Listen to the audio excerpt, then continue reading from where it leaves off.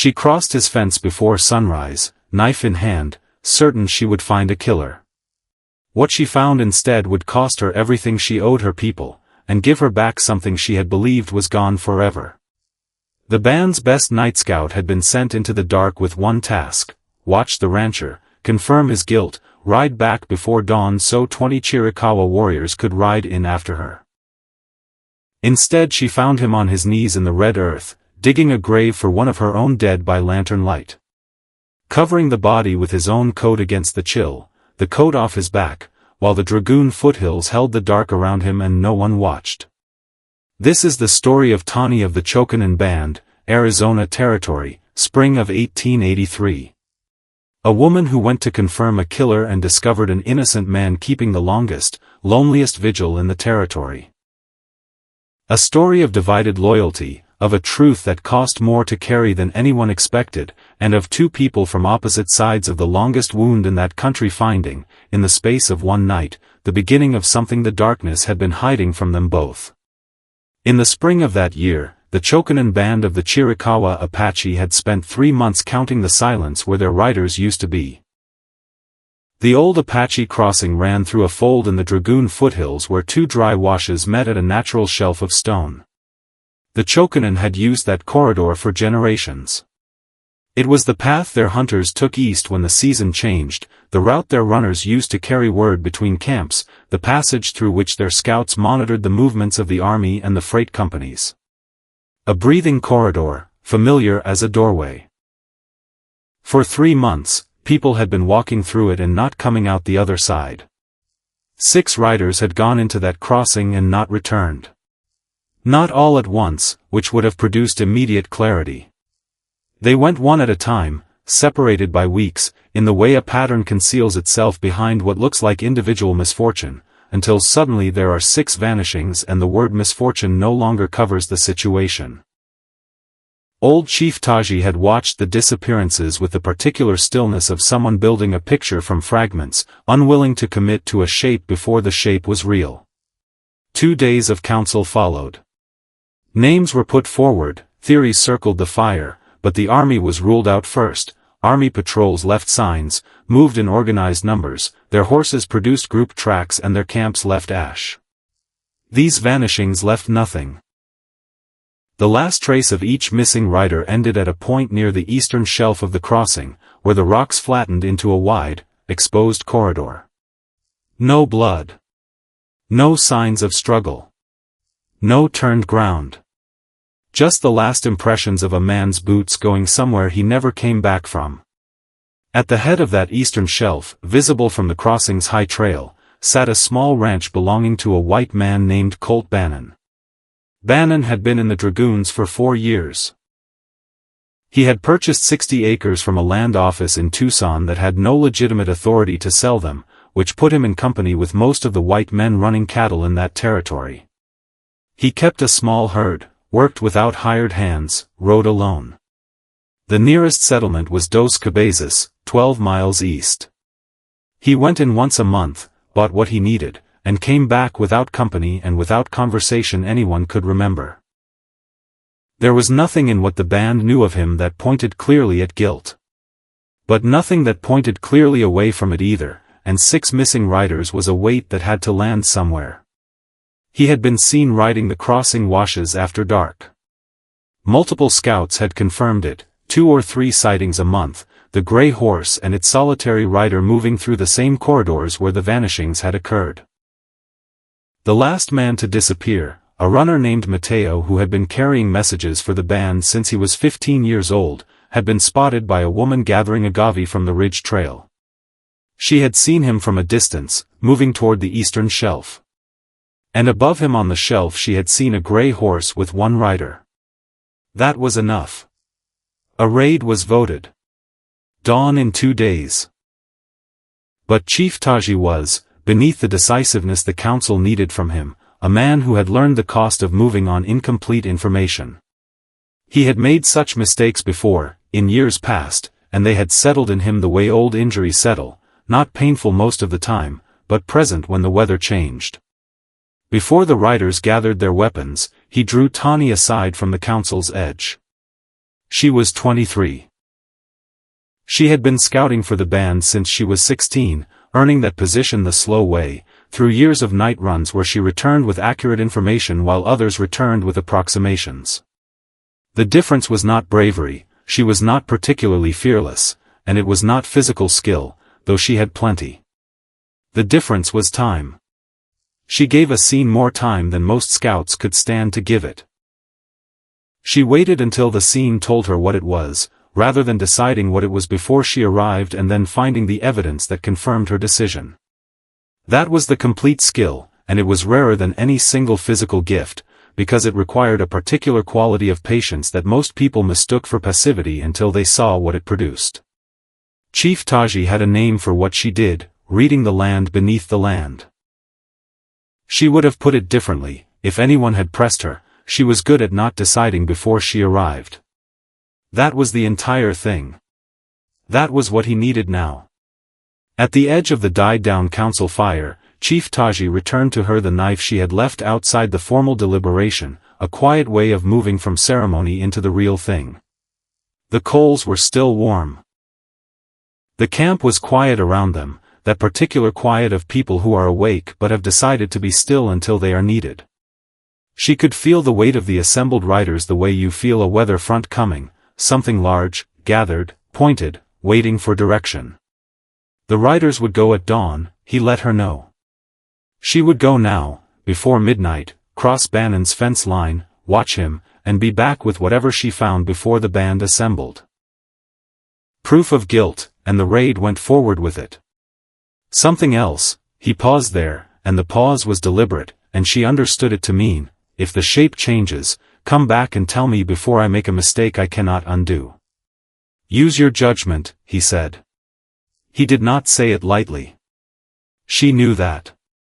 She rode out alone into a night with almost no moon, just the thin crescent low over the peaks and enough starlight to navigate by. She had made longer night rides than this one, on worse terrain, with higher stakes in terms of what happened if she was found. The distance itself did not trouble her. What she carried with her into the dark was a question she had not been given permission to answer yet, and the particular weight of a question held open was a different kind of burden than the weight of a known thing. She knew the crossing approaches the way she knew her own camp, and she crossed the eastern shelf on foot with her horse's reins in her hand, not disturbing the small stones on the trail. She picketed the horse in a screen of mesquite below the shelf and went the rest of the way on her own 2 feet. She expected guards. She expected dogs, at minimum. Some outer evidence of a man with something to protect. What she found was a ranch that looked exactly like what it claimed to be. A small herd in a pasture with fencing that needed work along its south run. A weathered barn with a cracked loft door hanging at a slight angle. A house with a tacked-on kitchen built by someone who understood structure better than proportion. A water trough full but running green with moss along the walls. The ordinary, slightly worn landscape of a man working a small operation alone. And one man with a lantern and a spade, digging in the far corner of the north pasture. She went still the moment she saw the light. She worked her way along the fence line toward it, moving without sound through the low grass, until she was close enough to make out what he was doing. Then she stopped and stayed there. The body beside the open grave was wrapped in a trade blanket, but the feet showed below the hem. On the left foot was a moccasin with a beadwork pattern she recognized without needing a second look, red on black, with a small white diamond at the heel. It was Mateo's mother's pattern. She stitched that heel mark on every pair she made. There was not another woman in the band who used it. Mateo. 28 years old. Missing for 3 weeks. Lying here in the far corner of this north pasture, being buried with care by a white rancher at midnight by lantern light. Her hand was on her knife before she finished understanding what she was seeing. Then she looked more carefully at the man doing the digging. He worked slowly. No urgency, no furtive quality, none of the compressed movement of someone who wanted to finish and not be seen. He paused at regular intervals, resting his forearms on the handle of the spade, and in those pauses he looked down at the wrapped figure with an expression she could read even by the low lantern light. Heavy. Sorrowful. The expression of a person attending to something that mattered even though it cost him to be there. When he placed the lantern on a flat stone, he turned the light toward the grave rather than away from it. That small detail landed in her like something with weight. A man hiding evidence lit the grave away from himself and worked in shadow. This man had arranged his light so it fell on the body, as though the dead deserved to be seen, even at midnight, even when there was no one to watch. She stayed at the fence for another hour, circling slowly to observe from different angles. She watched him work. She watched the small ceremony when it was finished.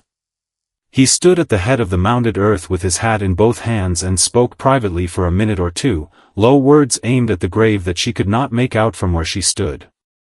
Then he picked up his lantern and his spade and went back to the barn. The act of covering the body with his coat had stayed with her even as she moved. She had been cataloging details all night. The absence of guards, the layout of the fence, the condition of the cattle in the north pasture, the height of the grass, the way the barn door hung slightly off true from a hinge that needed replacing. All of it had been filed in the professional part of her mind, the part that treated every element of a scene as evidence of something. But the coat kept surfacing above the rest of the catalogue. A man digging a grave in the Dragoon foothills at midnight was not alone an unusual sight in that country. A man covering the body with his coat against the night air before he started digging, that was something else. That was a habit of care so deep it operated without thought, extended to a stranger who could not feel it and could not remember it, with no witness and no reward. The kind of thing a person did not do for someone they had killed, and the kind of thing they could not manufacture for an audience, because there had been no audience there to see it. She followed him. At the barn door she stopped and listened through the old cedar. Inside, the setting down of the spade, the drag of a stool across a dirt floor, then quiet. Then, after a few minutes, slow and careful, the sound of pages turning. She worked around to a gap in the siding where two boards had separated with age, looked through, and found him sitting at a rough workbench with the lantern beside him and an oilskin-wrapped bundle open in front of him. A leather ledger, hand-stitched. A hand-drawn map unfolded beside it. He was writing in careful, measured script, stopping between entries to study the map. The map was of the crossing. The eastern shelf, the washes on both sides. And across it, marked with small crosses, was a series of points that raised the hair on her arms. Grave marks. She tried to count them from her angle and could not get an accurate number, but there were clearly more than 6. More than the number of Chokanon riders the band had lost. She stayed at that gap for a long time. The script he was writing was small but clearly formed, the handwriting of someone who cared about being readable later. She watched him finish an entry, set down his pen, consult the map, move his finger along a particular wash line, make a small notation beside one of the crosses. Whatever he was building in that ledger, he was building it with precision, the way a man builds something he expects to hand to someone eventually, someone who will need to use it. The story she had ridden 60 miles to confirm was that Colt Bannon was killing Chokanon riders and burying them on his land. And he was burying them. That much was true. But a man who had killed them would not be keeping a careful ledger of their locations, and a ledger of that kind was not built for concealment. It was built for disclosure. He was building a case, against someone. She needed to know who. She circled the barn and came around to the far side, where a second door stood slightly open for air circulation. She pressed herself into the shadow beside it and listened. He was talking to himself, in the manner of a man who had lived alone long enough that the distinction between thinking and speaking had loosened. The words came fragmentary through the door. A name, Hargett. A reference to the North Wash. Something about a freight schedule. And then a phrase that stopped her entirely, Tuesday next. They move on Tuesdays. He doused the lantern shortly after and went inside the house. She retreated to where her horse was waiting and sat in the dark with the mesquite overhead. The crescent moon had moved in the time she had been watching, tracking its slow arc toward the western peaks, measuring the hours left before camp stirred and the riders assembled. She took apart what she had seen. Tuesday was the day after tomorrow. If Hargett, whoever that was, moved something through the crossing on Tuesday mornings, and if that movement was connected to the bodies Bannon had been marking on his map, then the real story was not about the rancher at all. The real story was about something passing through his land, something he had been documenting for months, something that left graves in the crossing washes. And 20 riders were assembled and pointed north. Tawny had until midday to find something solid, or those riders would ride on the wrong man. She rode back to camp as the sky was beginning to consider becoming gray. The camp was awake in the way camps are awake before a raid, a particular quality of held-breath preparedness that looked like quiet but was composed of everything the opposite. Chief Taji was at the edge of the main fire, standing apart from the assembled riders. He had been waiting for her. She gave him her account. Observation first, interpretation second, conclusion last, the way she had been taught to report. He heard her out without a word. The fire snapped once. He was quiet for a long moment after she finished. Then he put one question to her: were all the grave marks on the map Chokanon riders? No. There were more than 6 marks. The others were not their people. Another silence. He looked east, toward where the horizon was beginning to separate itself from the sky. His decision, when it came, was delivered without drama: go back, find out who Hargett was, find out what Tuesday meant. The riders would hold until midday. If she returned with something concrete, they would act on it. Midday was the boundary. If she could not find what she needed in that time, the raid went regardless. She was already moving. She rode back to the Bannon ranch with the dawn still holding. She went in from the north this time, approaching through the pasture side, and was in the process of tying off her horse in the tree screen when she heard the wagons. 2 sets of wheels coming up the eastern track at the pace of something expected, something routine. Heavy loaded, from the sound. For riders flanking them with the deliberate stillness of armed men. And a 5th man at the front. Tawny dropped into the tall grass along the pasture fence and stayed there while the wagons entered the yard. The 5th man was heavy-set, in a gray vest and an expensive hat that had seen better years. He rode with the ease of someone accustomed to authority, or to performing it, and out here the distinction had often stopped mattering before it could be tested. He stopped his horse in the center of the yard and looked at the house with the patience of a man who had done this before and expected no difficulty. Bannon. A pause. Then the house door opened and the rancher came out. No gun. That was the first thing Tawny registered. Bannon came out to face 5 armed men and 2 loaded wagons with no iron on his hip, and the absence of the weapon was not an oversight, it was a statement. A man who drew against those odds was ending the conversation. Bannon had not come out to end anything. Boone Hargett surveyed the yard with a proprietorial satisfaction. The wagons needed to go into the south pasture for 48 hours. Same arrangement as before. Bannon's answer was a single word: no. The silence that followed it had weight. One of the armed riders shifted. Hargett held up one hand without looking at him, and the rider went still. The quiet wore out on Hargett's end after a moment. He had a point to make, and he made it without raising his voice.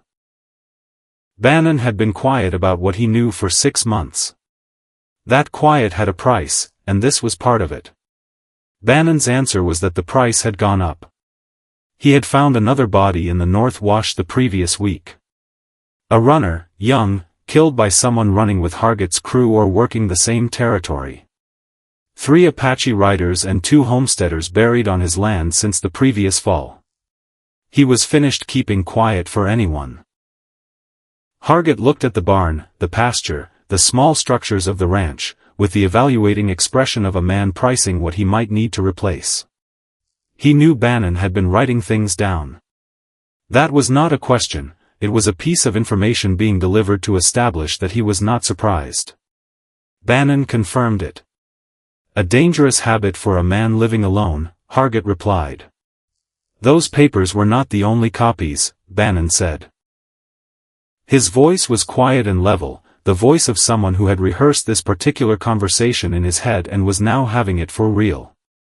Tawny was watching the armed riders. She could track the small adjustments happening in their posture, the collective tensing that preceded a decision. One man's hand moved toward his belt. Another's horse took a sideways step that nobody had requested. She had not planned what she did next. It came from a calculation made faster than thinking, a reading of what was about to happen in that yard, and what the consequences would be if she let it. She stood up. She rose from the tall grass at the pasture fence in a single movement, fully visible, and walked toward the yard at a deliberate pace, not hurried, not hesitant, the walk of someone arriving rather than revealing themselves. Every man in the yard turned toward her. She kept her hands away from the knife at her belt and her face composed, and she crossed the yard until she was standing inside it, between the wagons and the house, where everyone could see her and she could see everyone. Hargett stared at her. His expression moved through several calculations at once, fast enough to be visible as weather passing. She let the silence sit for a moment before she started. The rifles in those wagons, she informed him, were from Fort Bowie. Taken from the supply depot the previous January. The man responsible for delivering them to Camp Grant had spent 2 weeks in Tucson explaining to the Army that they had been lost to Apache raiders. She let that land. Then, they had not been lost to Apache raiders. The yard was very quiet. One of the armed riders looked at Hargett. Another looked at the wagons. The calculations running behind those faces were legible. How many Chiricahua were behind this woman, how close, how fast could this go wrong, and was the morning's arrangement worth the answer? Hargett's gaze moved to Bannon. The implication was plain, Bannon had told her. Bannon answered by looking at Hargett steadily. She had worked it out herself. Not all of it, Tawny added. The names in the ledger had confirmed the rest. She had not read the names. But she had seen that there were names, carefully written in a hand that had been at it for 2 years, and that was close enough to the same thing from where Hargett was standing. Hargett weighed his options. He was not a slow thinker. The deliberation moved through him quickly and resolved in a tightening around his eyes, the look of a man closing a calculation that had not gone the way he expected. His instruction to his men came out flat and final, ride. The armed men wheeled. The wagon drivers looked at each other and followed. Hargett held his ground a moment longer, looking between Tawny and Bannon with the expression of someone marking a debt. This was not finished, he informed Bannon. Bannon met his eyes with the same steadiness he had brought to every moment of that conversation. No, he agreed. Just finished here. Hargett rode after his men. The wagon wheels went back down the eastern track, and the sound of them thinned, and then the morning came back to itself, birdsong, wind, and 2 people standing in a yard full of unresolved things. Bannon looked at her. Not with suspicion. With the look of someone trying to understand the shape of what had just happened. She told him she had been in the pasture grass for the last 10 minutes. He said he had suspected as much. She told him she had been at the fence since midnight. He absorbed that for a moment, what it meant that she had watched the whole of the previous night and come back again. Where was the real ledger, she wanted to know. He studied her. Then he went to the barn, and she followed, because she needed to see it, and because somewhere in the previous hour the question of whether to trust him had been displaced by the more immediate question of what they were going to do before midday. In the tack room, he lifted a section of loose flooring in the corner and brought out the oilskin bundle. Unwrapped on the workbench it showed her the ledger in full, densely written, careful, 2 years of entries with the map in the back cover, more detailed than she had been able to see through the siding gap. The crossing and both washes and all their tributaries. 14 marked graves with locations. 6 were Chokanon riders. She found Mateo's name near the bottom of the 6th entry, a date 3 weeks back, a location that matched the north pasture. The other 8 were not their people. 2 homestead families. 3 freighters who had apparently tried to negotiate with Hargett rather than cooperate. A land surveyor. 2 others with only physical descriptions and dates, unidentified. She looked up from the ledger. 2 years.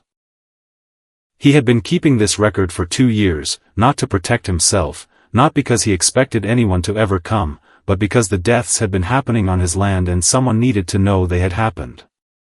He was the only witness available, so he had made himself a record.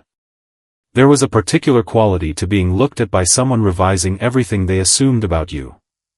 He held it without performing under it, and she respected that. The band comes at midday, she told him. 20 riders. He absorbed this. For him. For whoever had killed 6 Chokanon scouts.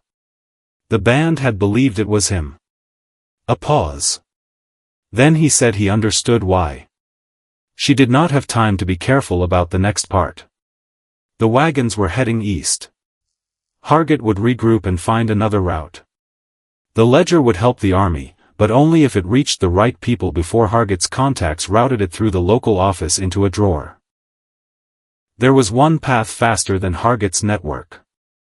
If the band presented the ledger in person at Camp Bowie, their own accounting of the missing riders alongside Bannon's documentation, the army could not file it locally. It bypassed every intermediary Hargett had in his pocket. Which meant Bannon needed to ride with a Chiricahua delegation to a military post.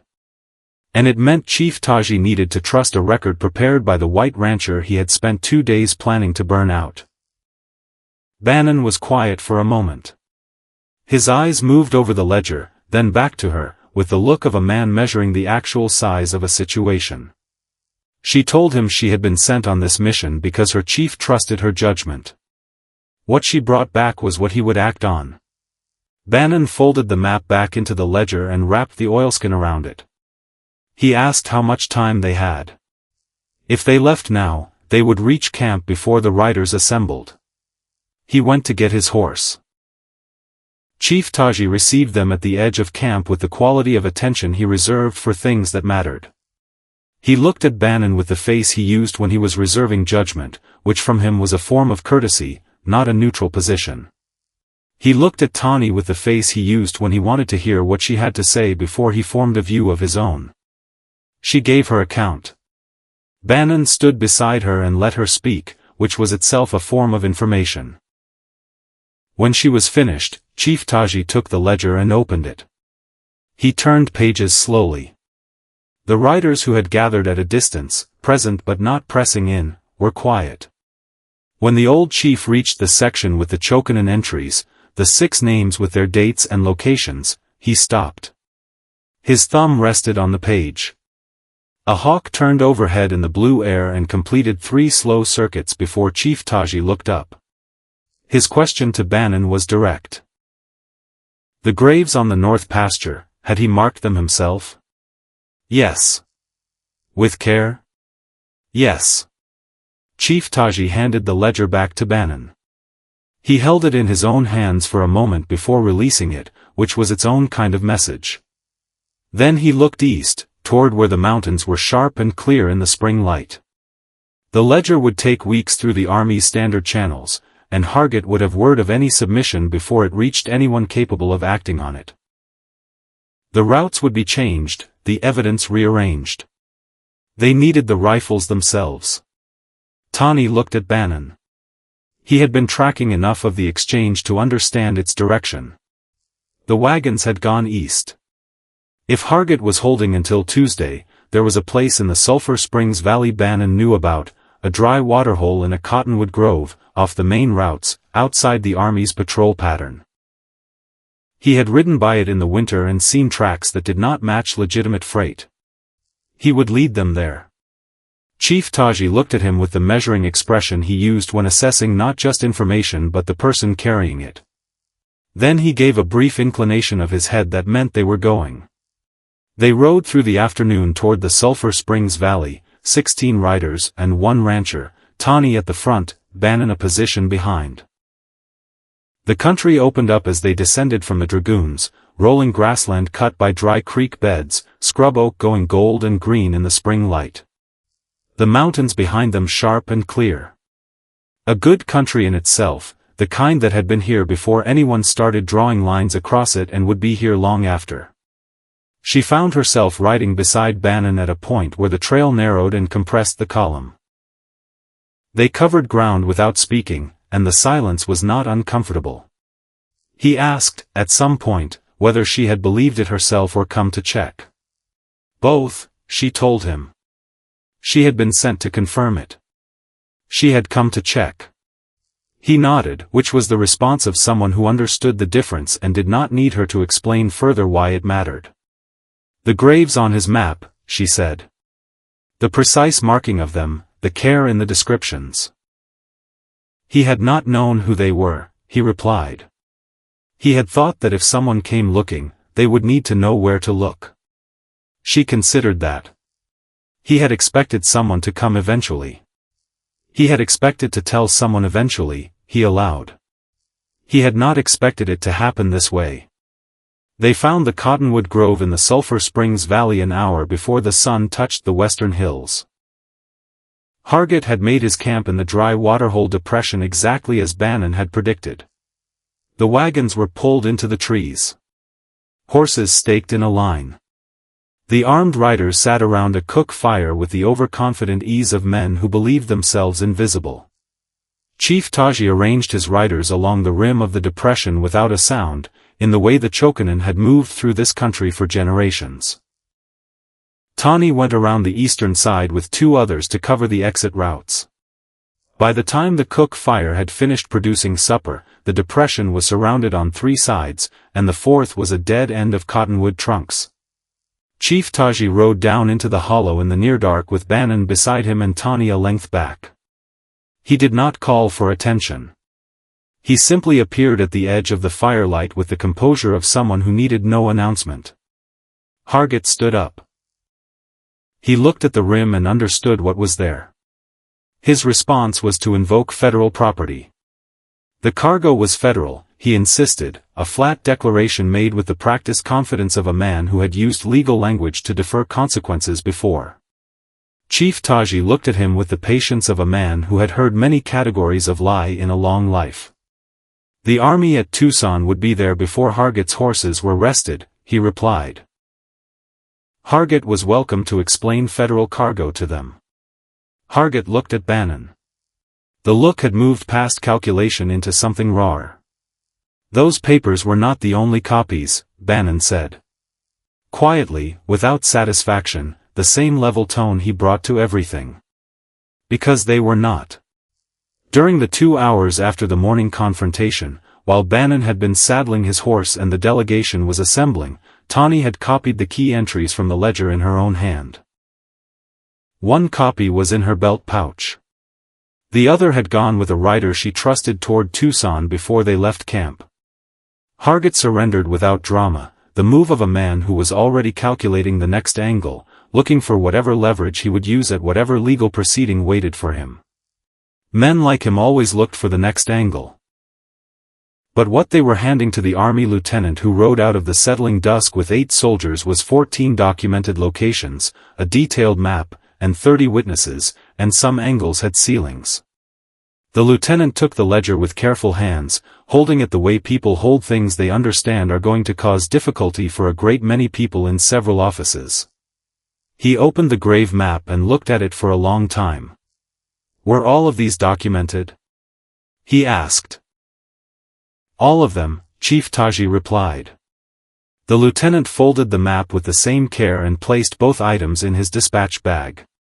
His voice when he confirmed the commitment had a gravity in it that seemed genuine enough to act on. They parted from the army detail at the edge of the valley.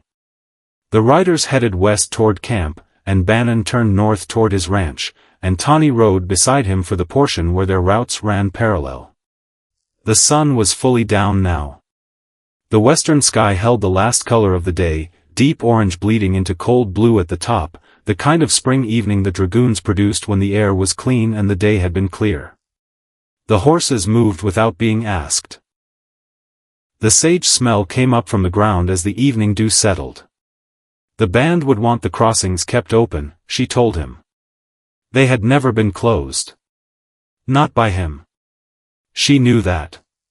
She told him she knew it. She was telling him what the band would want in the future, which was different from assigning fault for the past. He understood. She looked ahead at where the trail turned toward the Dragoon foothills, dark and familiar against the fading sky. The graves on his land, she said. The 6 markers. Families would want to come. The north gate would stay open whenever they needed it.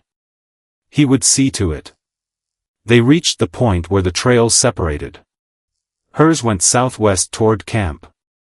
His went north toward the ranch, toward the pasture where he had dug a grave by lantern light the previous night with only the dark for company.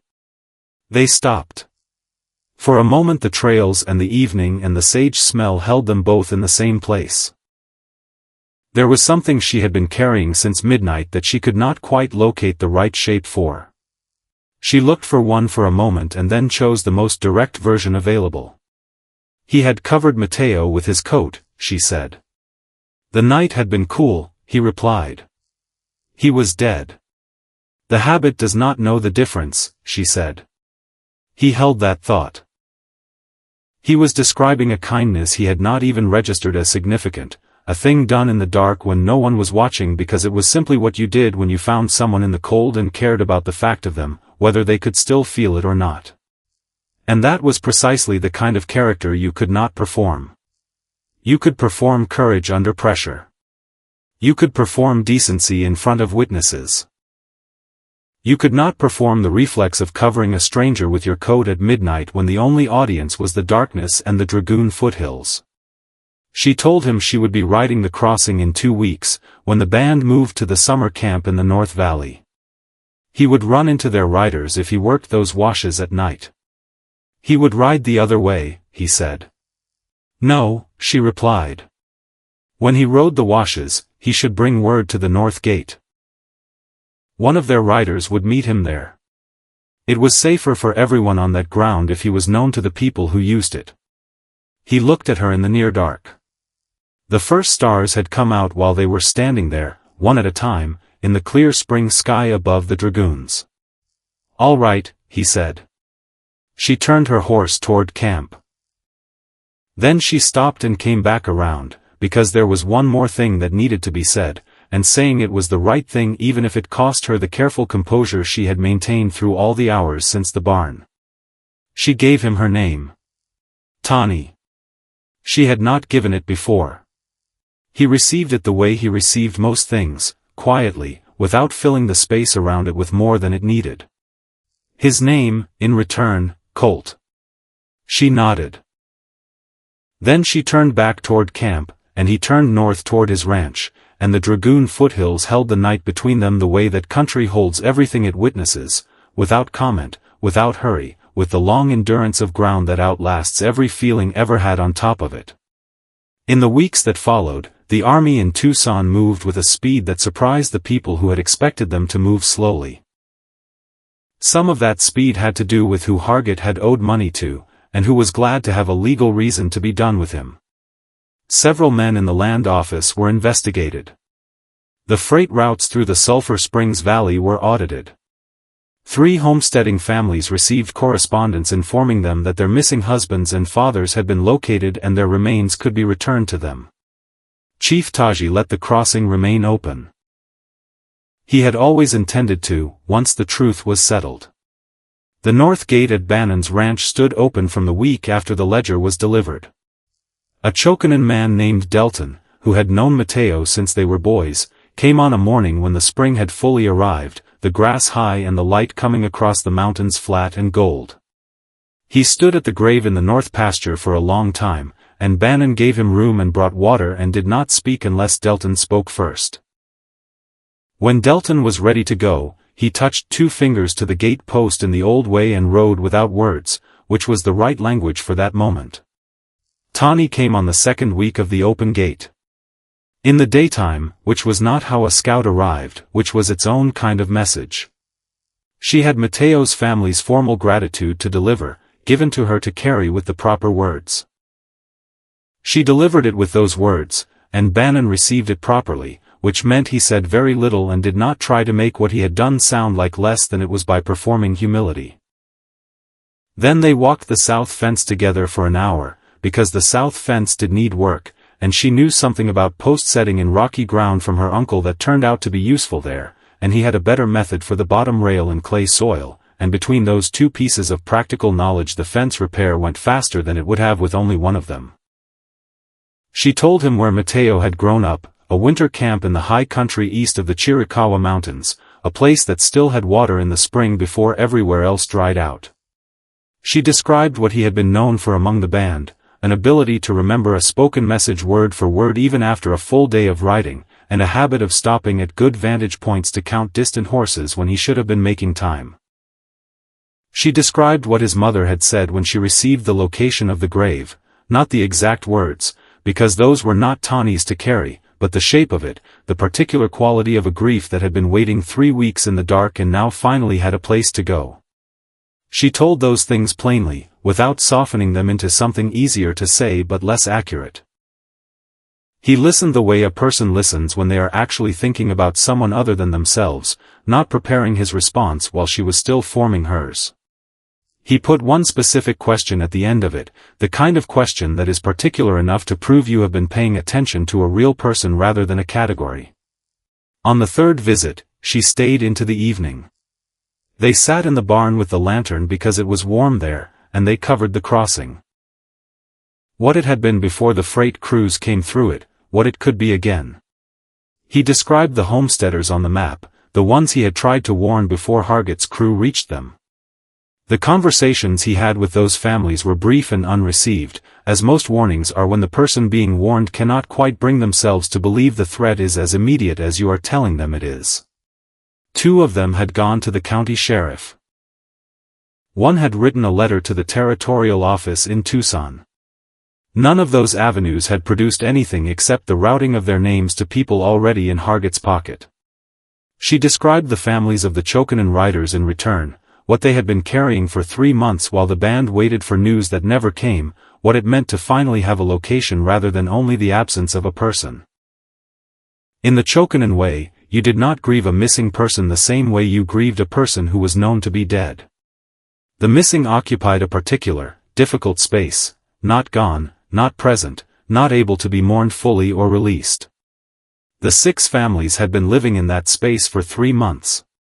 The ledger had not brought the riders back, but it had ended the particular suspension of not knowing, and there was a mercy in that even when the news itself was hard. He made coffee in a dented pot that had clearly been in use since before the ranch was built. Strong and slightly bitter, the kind of coffee that was not about being good but about being hot and present and something to hold while difficult things were being discussed. She drank it because it was offered, and because there was something about its plainness that was appropriate to what they were talking about. She did not stay late. She was careful about what she was building here, the pace of it, what she let it be rather than pushing it faster than it was ready to hold. There was a kind of closeness that moved too quickly because the people in it were afraid that slowing down might let them see something that would stop them, and that was not a reliable kind of closeness. The kind she was interested in moved at the pace of trust, which was always slower than feeling and always more durable. On the 4th visit, it rained. The sideways spring rain that comes into the dragoons without warning and turns the crossing washes into running water inside an hour. She had known from the morning sky that it was coming, but she had ridden out anyway, and now the rain was here and the trail back to camp was going to be soft and slow, and she was at the barn and so was he. They sat in the open barn doorway and watched the pasture go gray and green simultaneously, the way it does when spring rain hits high grass. The cattle were somewhere out there in it, patient the way cattle are patient, indifferent to weather as long as the grass holds. He said, at some point during that rain, that he had written in the ledger for 2 years because he believed that truth needed a witness even when there was no one to do the witnessing. Not to protect himself. Not because he expected anyone to come. Just because an unwitnessed truth had a way of disappearing the same way the people it documented had disappeared, quietly, without a mark left on the air. She looked at him in the gray light of the doorway. That was why the band had runners, she told him. Not only to carry messages between camps. For that same reason. So that what happened was carried somewhere, held by someone, kept from becoming nothing just because no one with authority had been there to record it. Mateo had been a runner. The rain came down, and they sat with that thought for a while, and it settled between them into a shape that could not be put away again. At some point during the rain, his shoulder was close enough to hers that the distance between them was a choice rather than an accident. Neither of them moved to increase it. The rain came down steadily, and the dragoons were invisible in the gray, present but unseen, the way important things sometimes are. When the rain eased, she stood to go. Her horse was in the mesquite screen, patient and damp, and the trail back to camp needed to be covered while there was still light. He walked out with her to where the horse was waiting, and they stood in the evening that smelled of wet earth and sage, which is the best smell the desert produces after any rain.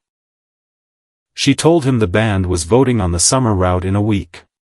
There was a question about whether to use the lower crossing or the upper one, and a person with knowledge of the eastern approach and the current water levels in both washes would have information worth offering. He held her gaze in the near dark with the same steadiness he had brought to every difficult thing in the past weeks. He could ride out to the north gate on Friday, he said. If someone happened to be there. She said nothing. She mounted her horse. Then she looked down at him from the saddle, and the small smile that moved through her face was the kind that comes when something you have been carefully not hoping for turns out to be real after all. Friday, she said. She rode toward the Dragoon foothills, and he stayed in the mesquite screen with the sage smell of the wet evening around him and the stars beginning in the clearing sky. The rain was over. The night was going to be clear. Everything that had been hidden by the weather for the last hour was going to be visible again. It turned out that was all right. #epilogue, a clear morning at the crossing. In the years that came after, the north gate stayed open.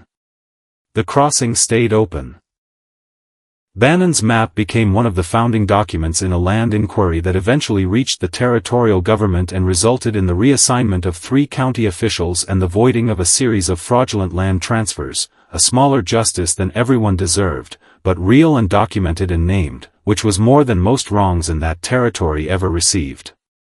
The Army's investigation into the Fort Bowie rifle theft went wide.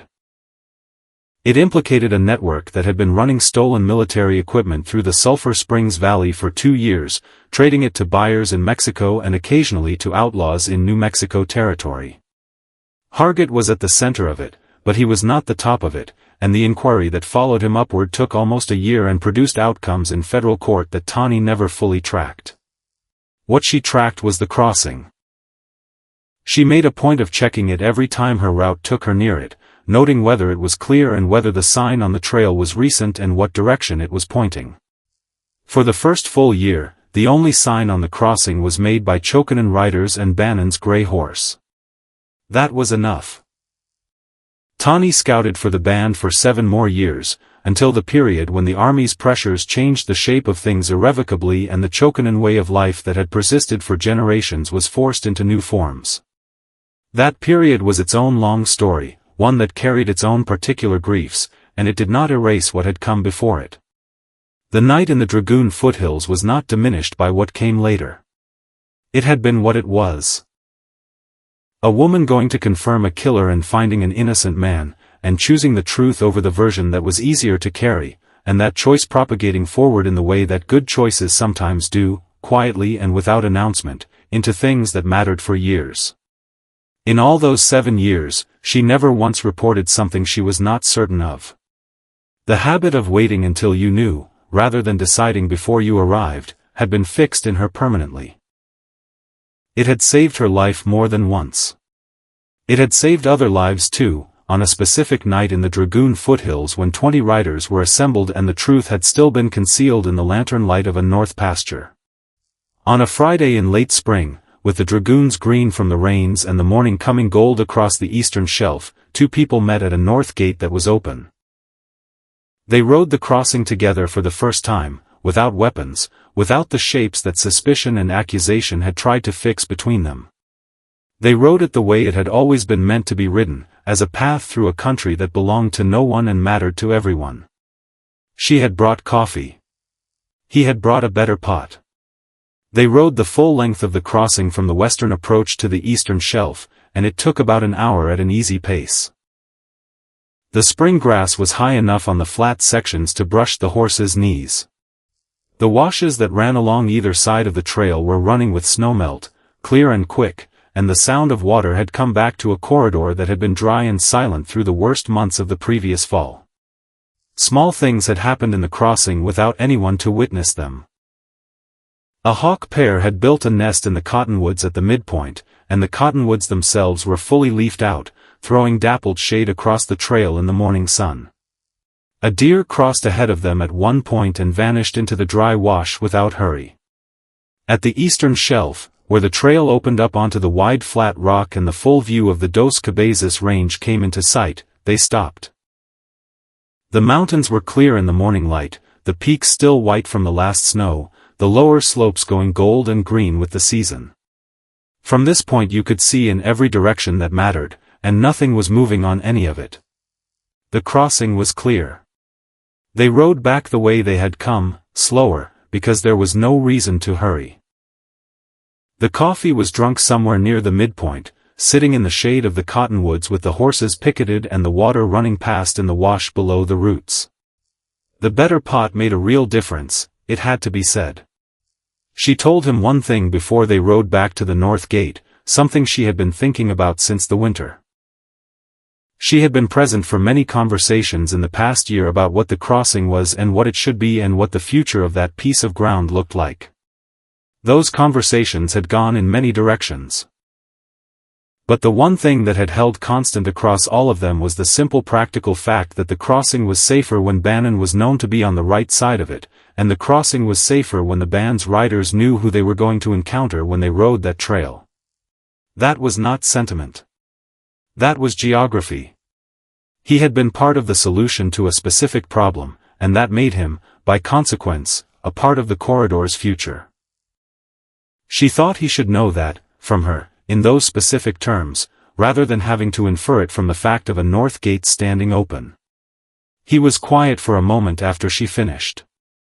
The water ran in the wash, and the hawk circled once over the cottonwoods, and the Dos Cabezas range stood clear and white against the blue to the east.